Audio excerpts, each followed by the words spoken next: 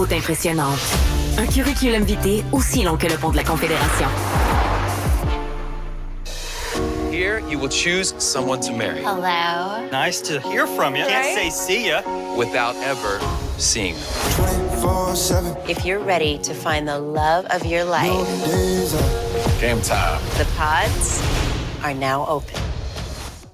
Ce qu'on entend, c'est la bande-annonce Netflix de la télésérie Love is Blind. Pour nous en parler, Jessica Giroux, qui est gestionnaire de contenu chez Cube Radio. Salut, Jessica. Bonjour, Marie. Bon, c'est-tu ta nouvelle passion, cette série-là? Ce n'est pas nouveau comme passion. Moi, la télé-réalité, c'est ma façon de décrocher. Je le dis d'entrée de jeu, j'adore les télé-réalités. Génial. Puis là, est-ce que je me trompe ou c'est ça? Ça a semé pas mal de controverses, hein, cette télésérie-là. Effectivement. Ben, en fait, c'est une télé-réalité qui a. Je dis télésérie, excuse-moi, déjà, je vais utiliser le vrai mot, télé-réalité. C'est parce que je ne l'ai pas regardé, moi, donc il faut que tu m'informes de ce que c'est. Là. J'ai compris que c'est du mariage à l'aveugle. Puis pourquoi ça a suscité le. Ben, pas pourquoi, j'imagine bien pourquoi ça a suscité le scandale, là, mais vas-y, je t'écoute. Ben, en fait, dès la première saison, ça l'a plus accroché que ça l'a révolté. Il y a plus de gens qui se sont entichés du principe de l'émission. C'est vraiment après la 4e saison que là, il y a eu tout un tollé qui a été créé sur les réseaux sociaux. Mais là, c'est quoi le concept, maintenant? Là? Je sais, par-moi de la base, là, parce que moi, j'ai jamais entendu parler de ça, c'est pour te dire. Ça va me faire vraiment plaisir de t'expliquer comment ça fonctionne. Premièrement, c'est animé par un couple qui est ensemble depuis plusieurs années, Vanessa et Nick Lachey. Dans le fond, eux, ils jugent que c'est un bon couple pour aider à faire d'autres couples. C'est un couple entremetteur. OK, intéressant. Donc, l'émission, on va dire qu'on la sépare en 4 grandes étapes.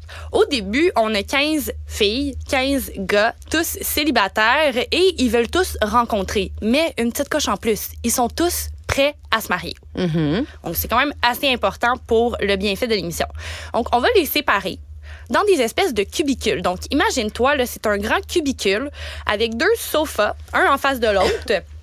Puis séparés d'une grande vitre avec des espèces d'animations à l'intérieur. Donc, c'est impossible pour toi de voir qui occupe le divan en avant de toi. Et ensuite, tu dois poser des questions à la personne que tu ne vois pas afin d'apprendre à la connaître. Ça, là, il y avait une émission là, quand j'étais jeune. Là, puis là, je réponds pour moi pas comme Marianne hier qui me dit « Ah, ça, c'était-tu dans les années 70? » Je pense que je sais exactement de quelle émission tu vas me parler. Ça s'appelait... Coup de cœur. Coup de foudre. Coup de foudre, parce que, écoute, c'était tellement populaire à l'époque, cette émission-là, qu'on jouait à ça. Je me souviens qu'il y avait des jeux là, dans mon petit village, là, dans genre notre centre d'organisme communautaire de je sais pas trop quoi, ou quand il y avait un party qui était organisé, je sais pas, on devait être rendu... Je pense qu'on était au primaire, on était comme en 6e année. Puis là, c'était une fausse simulation de coup de foudre, puis là, tu voyais pas la personne qui était de l'autre bord du mur, puis non, tu pouvais y poser des questions. Puis c'est ceux qui matchaient à la fin qui finissaient la soirée ensemble. Ben, on finissait pas la soirée, là, en 6e année, mais c'était drôle. Ben justement, là, c'était le but d'avoir un rendez-vous amoureux. Mais là, dans Love is Blind, il faut qu'ils se marient. Donc, il faut que tu sois sûr que ça fonctionne. Mm-hmm. Ensuite, on va arriver à la 2e étape. Ouais, il faut que tu sois vraiment sharp sur les questions que tu vas poser. Là. Ben, tout de suite, vas-y. Pas juste aimes-tu les chats ou les chiens. Là. Non, c'est ça. Vas-y dans le sérieux, puis arrange-toi pour savoir si ça peut être ton mari, parce que, ben, on me confirme à l'oreille qu'il va falloir que tu te maries avec cette personne-là par la suite. Là, OK. Puis, je sais quoi le genre de questions que les gens posent par curiosité? Là? Mais ça va très profond, sincèrement. Là, ils se posent des questions, ça va des finances, au traumatisme d'enfance, aux valeurs familiales, à comment tu réagis dans une situation conflictuelle. Ça va vraiment partout. OK. Ça crée des liens assez profonds. Pour passer à la 2e étape, ben, il faut qu'on soit fiancés. Là, par la suite, la 2e étape, c'est la grande révélation. Les grandes portes, le tapis rouge, la grande mise en scène. Et puis là, les 2 candidats se sautent dans les bras ou pas. Parce qu'ils se voient pour la première fois. C'est la première connexion en face. Oh, OK. Donc, il y en a qui déchantent. C'est vrai parce que j'imagine que c'est un peu... Encore là, j'en reviens à mon exemple de coup de foudre. C'était un peu, je pense, l'idée derrière le concept, c'est que quand tu vois pas la personne, à partir de sa voix, tu vas te faire une image, à partir des réponses que, tu sais, on a tendance à, je veux dire, fantasmer, pas dans le sens de fantasme sexuel, mais dans le sens de se faire un fantasme, de fabuler, de se faire une image. Donc là, il y en a qui... la vision de l'autre, ça casse l'enthousiasme totalement? Ça fonctionne pas. Le malaise à l'écran, je te le dis, là, des fois, pour une auditrice, c'est magique. C'est vraiment bon comme contenu visuel. Mais pour les participants, ça doit être tout qu'un moment à malaisant. Ah ouais. C'est un beau moment télévisuel. C'est malsain, mais je peux comprendre que t'aimes ça. La 3e place par la suite, après la grande révélation, ils sont quand même assez chanceux, ce couple-là. Ils se font envoyer en vacances au Mexique. Attends, mais là, mettons qu'ils se sont sautés dans les bras ou pas, là. Je veux dire, ils ont-tu un droit de veto, là? Est-ce qu'ils peuvent annuler le projet? Pas tout de suite, non. Ah non, OK. Donc là, ils passent à la 3e étape. Là. OK, super. Fait que par exemple, là, ça fonctionne pas. On se voit en vrai, puis non, ça fonctionnera vraiment pas. Il y a aucune attirance. Il n'y a pas de chimie. Vous partez en voyage ensemble? Dans l'avion, ma bonne chum, on s'en va au Mexique. Okay. Puis là, c'est pour essayer de voir si la connexion qui était à la base mentale peut se transformer en connexion physique. Ce qui n'est pas impossible. Voilà. Voilà. Donc là, le but, en fait, Vanessa et Nick qui affirment que s'ils ont une connexion mentale assez forte, ça va pouvoir justement découler sur la connexion physique. Mais là, est-ce que tu peux t'imaginer qu'il y a des triangles amoureux dans cette histoire-là? Ça vient d'où? Les triangles parce que là, amoureux. c'est parce qu'ils ils vont prendre quelqu'un d'autre dans les participants puis ils l'ajoutent dans le voyage? Non, par exemple, moi, je suis pas capable de me décider entre une participante ou un autre. Ouais. Je sais pas avec qui je veux finir ma vie. Puis là, finalement, je décide que je mets toutes mes œufs dans le panier d'une seule personne. Mm-hmm. Puis après, je vais quand même voir l'autre personne que je n'ai pas choisie. Tu as le droit de faire ça? Netflix s'arrange pour que ça se passe comme ça. Je suis pas surprise, ça met un petit peu de piquant dans l'histoire. Exactement. Donc, si jamais la connexion ne se fait pas, et même si elle se fait, tout le monde va se rencontrer dans le même bassin. Et là, c'est voir, est-ce que la personne avec qui je ne terminerai pas ma vie m'attire plus que celle avec qui je vais terminer ma vie? Ah ouais, donc là, ça t'amène peut-être certains doutes. Effectivement. Là, je veux dire, c'est quand même une question. Je veux dire, ils s'en vont se marier. C'est quand même important qu'il y ait une certaine forme de validation, non? Effectivement. Puis, justement, la validation va se poursuivre avec la 4e étape ou après la semaine au Mexique, qui est assez... c'est très divertissant, là, comme tu viens de le dire. Ils vont se rendre dans un appartement tout meublé, tout inclus dans leur état. Quelque chose que je trouve qui est quand même intéressant à mentionner, c'est que Netflix sélectionne des participants qui résident tous dans le même état pour leur donner des meilleures chances de poursuivre leur relation dans l'avenir. Donc, ils vont par la suite leur fournir un appartement et le couple doit habiter à l'intérieur pour voir est-ce que ça fonctionne, la cohabitation, parce que c'est bien beau s'aimer, mais il faut cohabiter. Puis ça dure combien de temps? 3 semaines. Après 3 semaines, le mariage. Les amis, la famille. Ah oui, OK, on va jusqu'au bout du processus là, dans l'émission, OK? Oh que oui. Okay. Et puis, on ne peut pas se désister jusqu'à cette étape. Et c'est seulement lorsqu'on se fait demander « Veux-tu prendre telle personne comme époux? » Ouais. Devant tout le monde. Ouais. Là, c'est le moment où tu peux... Non, mais là, c'est parce que je m'en ai dit, éthiquement puis moralement, c'est quand même épouvantable si ils te forcent à aller jusqu'au bout puis de dire oui, je le veux. Ils font. Mais non, mais là, ils peuvent dire... Ils peuvent dire non. Ils peuvent dire non, c'est ça. Non, mais au moins, ils ont la possibilité de dire non, mais c'est un peu cheap shot puis de ne pas pouvoir le dire avant. Non, mais dire non devant tout le monde.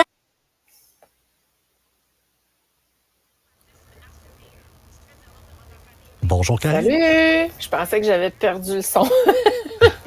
Ça va? Ça va, toi? Yes!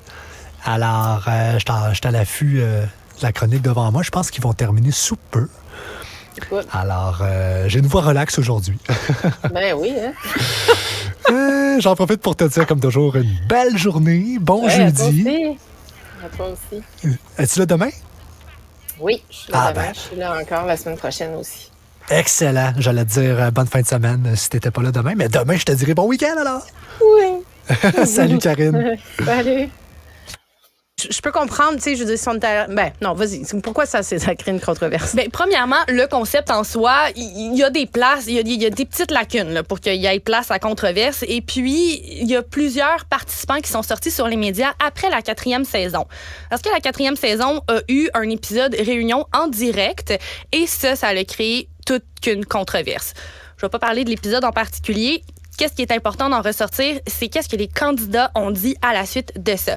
Il y a Nick Thompson qui a dit, avis au divulgateur, lui, il va s'être marié durant la saison 2. Il s'est marié avec Daniel et lui, il a dit, en gros, que la production de Netflix empêchait les participants de manger et de dormir pour un 20 heures consécutif, parfois.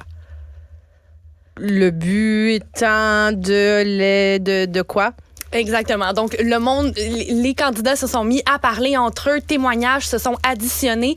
Et puis, les candidats sont venus à la théorie que Netflix, en fait, la production de Netflix mettait les candidats dans un état de privation de sommeil et de nourriture. C'est ça, donc d'épuisement, donc ton jugement est altéré, donc là, finalement, tu peux dire oui, je le veux au premier dude ou à la première fille qui passe. Ou tout simplement faire un très bon contenu visuel. Et d'ailleurs, justement, parlant de contenu visuel, il y en a plusieurs qui ont mentionné qu'à chaque fois qu'ils demandaient de l'eau pour s'abreuver, ils se faisaient offrir de l'alcool. Ah ouais, éthiquement, ça soulève quand même des enjeux, hein? Exactement. Donc, c'est la raison pour laquelle j'avais envie de t'en parler. Puis aussi, toi, je sais que tu es une passionnée de politique. Bien, justement, Nick Thompson, lui, il a littéralement parti un mouvement. Il a parti la fondation du réseau de défense des acteurs non scénarisés afin de fournir un soutien de santé mentale et juridique aux anciens, actuels et passés candidats des téléréalités. Puis il veut s'en aller au Sénat avec ça. Ben, je trouve ça, je le soutiens. Tiens, moi, je donne mon appui direct, live, en direct, parce que, non, mais c'est pas, tu sais, moi, je suis vraiment, ben, c'est même pas, je suis pas une fan, je veux dire, je ne regarde aucune télé-réalité, là, zéro. Pas par mépris, condescendance. Ben, je suis pas quelqu'un qui regarde beaucoup la télé en partant, là. Tu sais, je regarde plus des séries, mais c'est pas mais ceci dit, je suis sûre que tu m'assois puis tu me fais regarder ça. Je vais être la première à dire, on regarde-tu un autre épisode, Jessica? C'est juste que j'ai eu la chance de pas tomber dans quelque chose encore. Mais ceci dit, toutes les fois où je vois ces commentaires-là qui sont faits par les Belges, tu sais ça, on peut pas dire des acteurs, parler, comment t'as dit ça? Des candidats. Des candidats non scénarisés. Voilà. Qui se retrouvent à dénoncer. Puis, tu sais, c'est facile de dire, ben là, je veux dire, t'es tata, tu t'es lancé là-dedans, tu savais pas dans quoi tu t'embarquais. Ben non, justement, tu sais, les premiers aussi qui disaient, ben là, on n'avait pas réalisé l'impact que ça allait avoir sur nous. On n'avait pas réalisé à quel point il y avait des dizaines de milliers, 1 million de personnes au Québec qui avaient regardé, je sais pas si c'était Occupation Double ou Love Story. Love Story, je pense, la première édition de Love Story, tu sais, puis qui disaient, on n'avait pas réalisé ça. Puis, il y a des gens qui sont sortis de ces téléréalités-là comme vachement amoché, là, on va se dire, là, en termes de santé mentale, que ce soit pour une petite période ou une plus longue. Mais je trouve ça pertinent, sa démarche. Ben, c'était exactement la question où je m'en allais. Je m'en allais te demander, toi, qu'est-ce que tu penses de ce concept-là? Est-ce que tu penses que c'est quelque chose qu'on devrait faire ici aussi au Canada, essayer de réglementer les candidats de télé-réalité, les conditions dans lesquelles ils doivent tourner? Ben, il y a certainement. Écoute, mais tu sais, c'est une bonne question. Je sais même pas si l'UDA, tu sais, quand c'est par exemple, quand c'est des acteurs membres de l'UDA, t'as plein de règles sur les différents plateaux. T'as plein de politiques qui s'appliquent, harcèlement, blablabla. Mais je sais pas du tout au niveau des téléréalités, comme c'est pas des membres, justement, comme ce sont pas des acteurs, ils sont un peu livrés à eux-mêmes, moi, d'après moi. Mais pour la question certainement. Là, après ça, tu sais, est-ce que libre à eux de faire le choix de participer à ce genre d'activité ou ce genre de télé-réalité, mais je pense que certainement avoir un accompagnement par la suite sur la transition quand tu sors de ces émissions-là, oui, je trouve ça ultra, ultra pertinent. Puis là, est-ce que ça doit être laissé à chaque producteur? Peut-être pas. Est-ce que ça devrait être encadré un petit peu davantage pour... Puis c'est souvent des jeunes qui participent à ça, relativement jeunes, ouais. Donc, bonne idée. Je vote oui pour le futur sénateur Nick. Écoute, ça m'est rentré par une oreille, je ne sais plus comment il s'appelle. Merci beaucoup, Jessica Giroux, gestionnaire de contenu chez Cube Radio. Me voilà mieux informée. Merci à toi, Marie. Marie